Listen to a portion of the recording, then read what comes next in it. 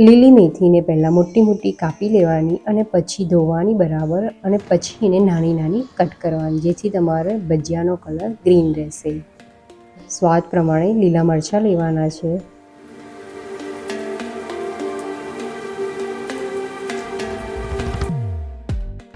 લીંબુનો રસ એટલા માટે લેવાનો છે કે ભજીયાનો કલર ગ્રીન રહેશે. સુગર એડ કરવાથી આપણા ભજીયા ક્રિસ્પી બને છે. ઉપરનું જે પડ આવે છે એ. અહીંયા આપણે લોટ અને ભાજીને બરાબર મિક્સ કરી લેવાની છે આવી રીતે, જેથી ભાજીમાંથી ગ્રીન કલર થોડો રિલીઝ થાય. અને આપણે જોઈતા પ્રમાણમાં જ અહીંયા પાણી પછી એડ કરતું જવાનું છે અને બેટર બનાવતું જવાનું છે.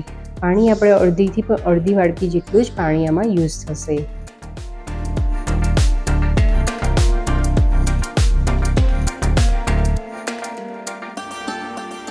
ભજીયા ઉતારવા માટે આપણે જે તેલ ગરમ કર્યું છે એ બરાબર તેલ ગરમ થઈ જાય ત્યારે 1 ચમચી તેલ આપણે એડ કરવાનું છે, તેથી આપણા જે ભજીયા છે એકદમ જારીવાળા બને છે.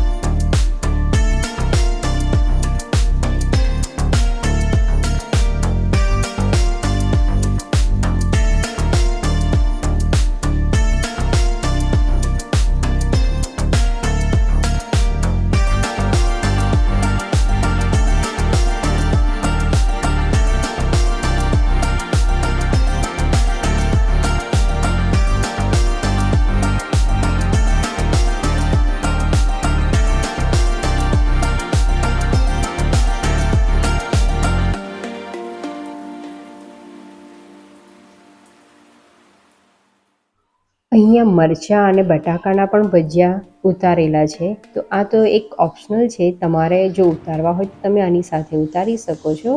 એની માટે મેં બેટર એકદમ સાદું જ રાખ્યું હતું, કારણ કે મારા ઘરે તો જ્યારે પણ મેથીના ભજીયા બને તો મરચાં અને બટાકાના પણ ભજીયા સાથે હોય જ.